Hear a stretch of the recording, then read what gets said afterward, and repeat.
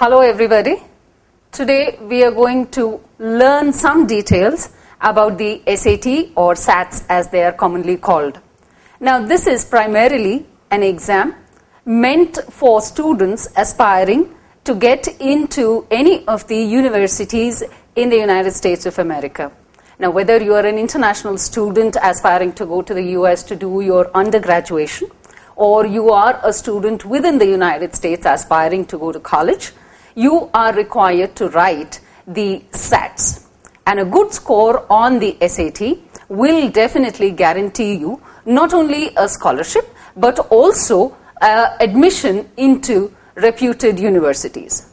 We would also like to put it this way, that if you get a good score on the SATs, your admission into premier institutions would be a given. However, the SATs are not very simple to ace, more so because of certain areas which could be a difficult section to crack. Now, the SATs are basically divided into four major sections. One, the essay section, that is your essay starts the SAT exam, followed by a multiple choice oriented verbal or a critical reading section, followed by a mathematics section, and then followed by an experimental section. However, barring the fact that the essay begins your exam, there is no definitive order or sequence. That is, you might have one math section followed by a critical reading section, followed by a writing ability section, and so on and so forth. The proportion of the exam questions also, if you notice, they are divided according to the order of their difficulty.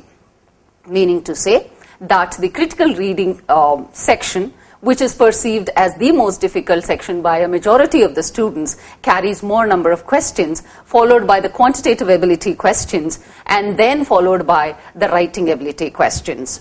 To list out, let us look at the pattern of the exam. The first part of your exam is the essay section. This is the first part of your exam. The essay section is for 25 minutes. Now, in these 25 minutes, you're supposed to plan for your essay and also present a coherent essay, something that answers the prompt that is given. You are given an essay prompt. We will discuss that in later sections, what kind of prompts and how to deal with it. But for now, we are discussing the pattern of the exam, and so the essay prompt that is given has to be answered in a coherent and logical fashion. Now, everything, whether you're planning it, you're writing it, you're thinking of your examples, you're correcting it, you are adding a few paragraphs, you are striking off whatever you have written, whatever has to be done within these 25 minutes. Now, once the essay is done, which is definitively the first part of your exam, it is followed by, let us say, the second part of the exam, which may be the quantitative or the verbal section. Now, if you take the verbal section, that is the English or the verbal section, for matters of convenience, we will divide this into two parts. One is the critical reading section,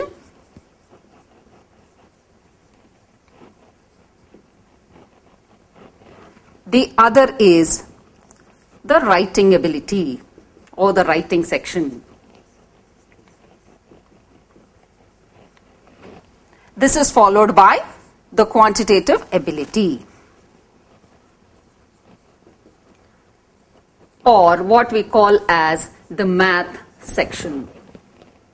Alright, now once you have understood this, we will go into the details of what comprises the verbal section. When we say critical reading, how many questions, what type of questions, and how they are tested, in what sequence they are tested. When we come to the writing section, how many questions, what is the order of difficulty, and so on and so forth. The same goes for the quantitative section. Now, let's take a look at the critical reading section.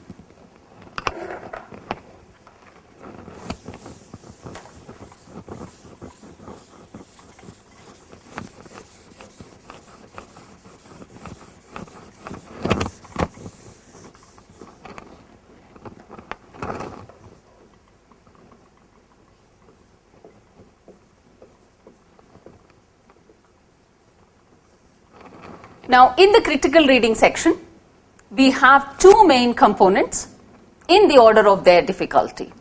The first component of the critical reading section is what we call as the sentence completion section.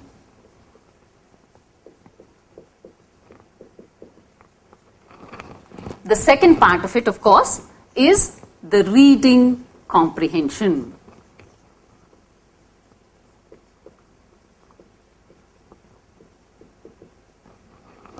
Together, these two sections or these two parts of the critical reading section comprise 67 questions in total.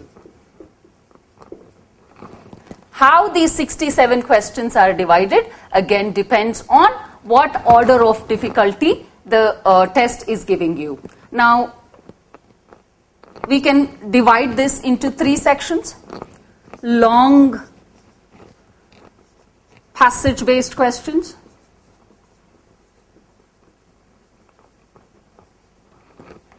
if it is long passage-based questions, you will get 8 sentence completion,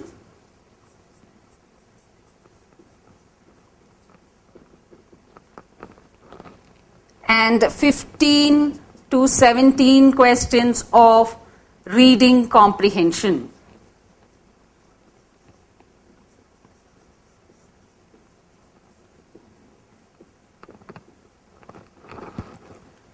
Second long passage-based question,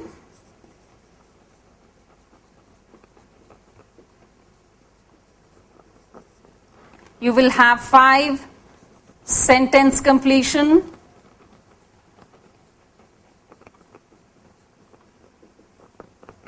and 18 to 20 questions of reading comprehension.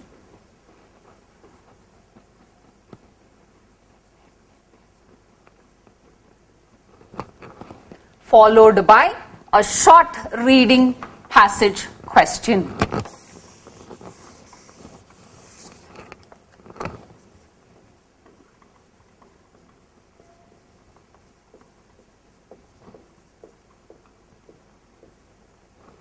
In this, you will get 6 sentence completion,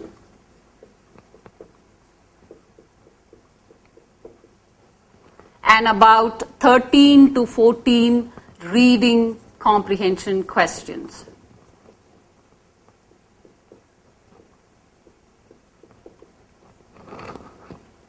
Now, given this order, this is totally what we call as 67 questions of the critical reading. Now, what is sentence completion? What is reading comprehension? And why have we divided this into long passage and short passage? When we say sentence completion, this basically deals with vocabulary.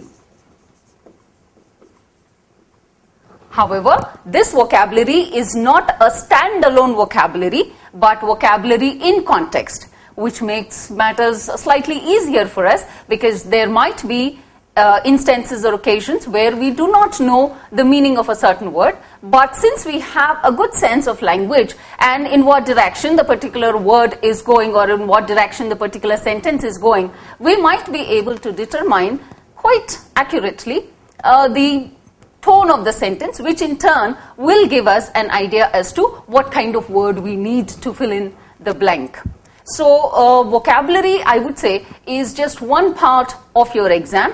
Having an understanding of the kind of words that are tested on the SAT will give you some kind of mastery over cracking the sentences. So sentence completion will test you basically on vocabulary and also on the logical structure of what you think the sentence is and what coherence is demanded of the sentence. Given the factor that the SAT uses vocabulary that is not so common, it is a daunting task for students who are not very acquainted with reading journals, reading books in English, reading novels, because when you read novels, there is a certain element of coherence that is developed in terms of developing the unity of ideas, logical interpretation of the ideas that are presented, how one idea is connected to the next idea, so on and so forth. So most of the time, for example, if you're reading a novel, there might be instances where you do not understand a certain word, you have never come across that word before, but you would still able to understand what the overall structure of the sentence is or what the author is trying to put across. That sense of words is what we know is going to help us ace the SATs, especially in the vocabulary based section, that is in the sentence completion section. However, this strategy also works very well for the reading comprehension section, because reading comprehension not only tests you on certain ideas that are presented in the passage, but it also tests you on vocabulary in context. It also tests you on your identification of phrases. It tests you on your understanding of how one phrase is connected to the next. It also tests you on how logically you can connect one idea to another in the form of questions. Apart from this, also how you can analyze the answer options.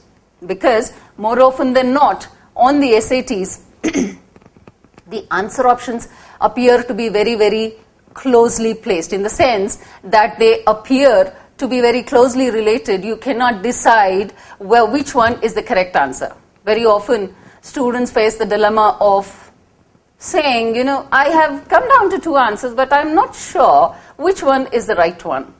Now that happens because the analysis in the reading comprehension passage leaves a little room for debate in terms of how the student perceives it. Not that there is any room for debate in how the question is framed or in how the passage is designed. It is only in the reading or in the understanding by the student that leaves room for doubt, which means to say that reading comprehension passages have to be analyzed objectively. Unlike your school essays or your school reading comprehension passages, wherein your teacher tells you to read between the lines, to understand what is being inferred, and to probably even be subjective and deal with the contents that are given. However, the SAT tests you only on the objective purview, let us say, of the passages. It is never based on emotions of the reader. It is never based on your subjective analysis in terms of what other knowledge you have about the topic. It is never based on any knowledge based on outer material of the passage. In other words, what I am trying to say here is the reading comprehension questions are never based on your prior knowledge of any subject. That means whatever matter is given there has to be interpreted based on the question that is asked, irrespective of whether or not you know something about the background of the topic. Suppose there's a passage on science. Let's say there's a passage dealing with gravity. Now, most of us know what gravity is, so it can be said that there is some prior knowledge about gravity. However, your knowledge of gravity will have no say in how you interpret your passage. You should never let that kind of prior knowledge interfere with what is given. If the passage says gravity means things are floating away from the surface of the earth, then that is what you need to be saying. You cannot contradict the information given in the passage and say gravity means things being pulled down and then argue about it, because there's no way of arguing with the SAT exam. Alright, so critical reading is only difficult as long as you do not practice it. But once you practice it, critical reading becomes much more manageable. I would not say it would become very, very easy, but it would become much more manageable if you employ not just your knowledge, but also your analysis and logical analysis at that to every question that you come across. Given the fact that this exam tries to test you on your knowledge of certain facts, especially in terms of vocabulary. It also tries to test you on structure. It tries to test you on logic. It tries to test you how you can critically examine a number of issues given in the passage and in the sentences.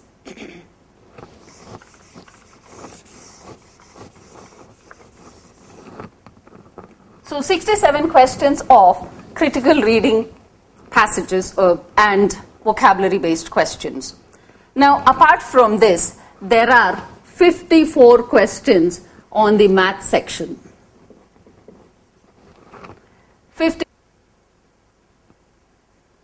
Now, coming to the quantitative section, there are 54 questions in all.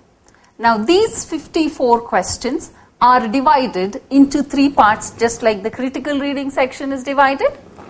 There are long math questions and short math questions. The first section is where you have 20 questions with 25 minutes. In other words, this is considered as the long math question. And all these questions, like I've stated earlier also, the entire SAT barring the essay question, they're all objective type questions. So therefore, these long math questions can be MCQs, that is multiple choice questions, wherein all the questions will have a given number of answer choices and you have to make the appropriate choice based on how you're cracking the question. The second math section is also a long math multiple choice question section itself, but this can be divided into 2 types of questions. First is where you get 8 questions which are normal MCQs like the previous section.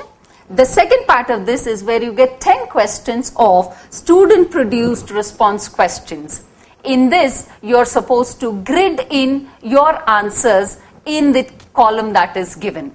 That means answer options are not given in terms of multiple choices, but you will need to work them and grid in the answers according to the values that you have obtained. The last section of the math section is what we call as the short mathematics multiple choice questions, where you have 16 questions, and because you have just 16 questions, this carries just 20 minutes. Whereas the first long math section carries 20 questions and 25 minutes. Second one, 18 questions and 25 minutes. The third one, 16 questions and 20 minutes. Now, we can not say something like these questions are graded. That means the questions in this section will be easy and the questions in this section, since it's the last section, will be difficult. Nothing of that sort will happen on the math section. Though questions are sequential when it comes to reading comprehension. We'll discuss that in detail when we discuss reading comprehension. However, for this, all questions of all difficulty can be seen everywhere, which is to say that all questions carry equal marks. And since there is negative marking on the SATs, you need to be a little careful as to what you want to answer, what you perceive as very tough, what according to you is your targeted score, and therefore that will tell you how you have to choose between the answers, or rather how you have to make a choice as to how many questions you want to answer. Alright, now the next section that we have here is our writing ability section.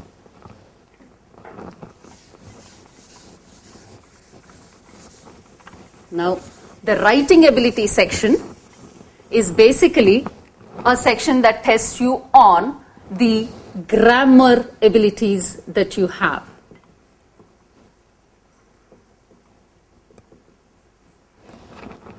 So, on the writing, you have a total of 49 questions. How are these 49 questions divided? You have what we call as sentence improvement questions.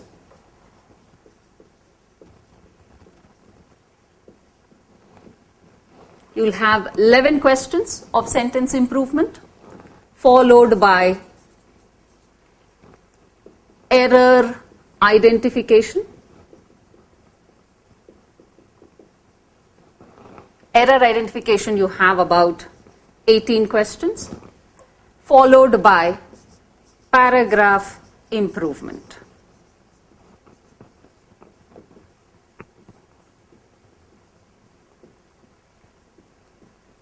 This is one part of your writing ability. The last part or the last section of your writing ability will have again sentence improvement. This is predetermined. You will get 14 questions, 10 minutes. So, if you look at sentence improvement, error identification, and paragraph improvement sections, you will see that there is an unequal distribution of the number of questions based on what they are trying to test. Obviously, sentence improvement, you will have more number of questions because this is one of those areas which tests your grip on English language, which tests your proficiency or your expertise in recognizing some of the flaws that may be present in the sentences that are given. However, we must also remember that not all the answer choices that are given for error identification or for sentence improvement are necessarily incorrect. That means some of the original sentences as they are correct as it is. So you should never hesitate to mark the option of no error when you think that there is no error. Now, if you look at 49 questions and if you try to add up here, this is about 29 questions and this is another 14. So, 29 plus 14, that will give us a 43, which means 6 to 8 questions of paragraph improvement. Now, why have they classed this whole thing together? Now, the reason is obvious because the testing points on the writing ability are similar. The methodology of testing these points is slightly different. The way the question is formatted is different, but not necessarily the content or the areas of testing. The content of testing for all these will revolve the same grammar points. Paragraph improvement also does not appear like it is testing you on grammar, but a majority of the questions on this would be testing you on the same rules that test you for sentence improvement and for error identification. We will discuss the structure of sentence improvement and how the question appears to be. We will discuss the structure of error identification and how the question appears, paragraph improvement and how that will be different from sentence improvement questions, and how are the questions slightly different from one another in terms of how the answer options are framed and so on and so forth. Now, after this writing section, always the 14 questions and 10 minutes of a sentence improvement section is always the last section. Now, this comprises the 9 sections of the SAT. Apart from this, you will also get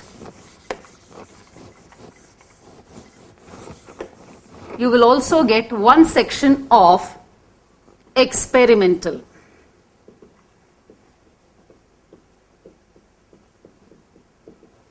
Experimental section is always a 25-minute section. It could be your critical reading section.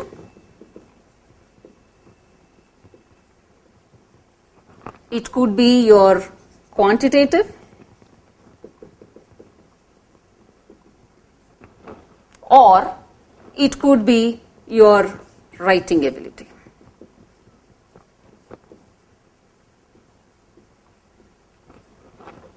So, essay section is section 1, followed by either the quant or critical reading and so on and so forth.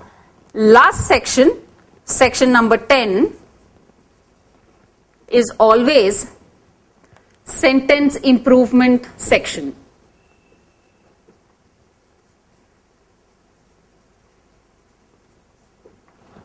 So, if you have 3 quantitative, 3 verbal and 3 writing sections, one will be your essay writing. So that comprises 10. Either in the quantitative section or in the verbal section or in the writing section. One of these areas will be your experimental areas. Now there is no way of knowing where you are going to get your experimental section. Obviously, because these questions in the experimental section are meant to be giving you questions which could be tested at a later point of time. Now, though the experimental section is not rated, you will not be able to identify which of these sections is your experimental section, simply because if they do so, then you would not be answering it with the same kind of seriousness that you would be answering as if it were a real-time question. And unless you answer it like that, they will not be able to classify the questions as easy level questions or difficult questions or medium questions, or whether a question is even valid for that matter, or whether a question is too easy to be incorporated on the SAT. All these questions are taken care of, and that is the reason why they give you an experimental section. So in all, you are rated only out of 9 sections, but you will be seeing 10 sections. The essay writing for sure will never be an experimental section. Again, the reason is very obvious. If they identify the essay writing as the experimental section, then there is not much in terms of, testing points as such that they can evaluate there. Right. So this comprises the pattern of your SATs. Once you understand the SATs, then understand also the difficulty order of the questions, and also understand the fact that there is negative marking of 1/4.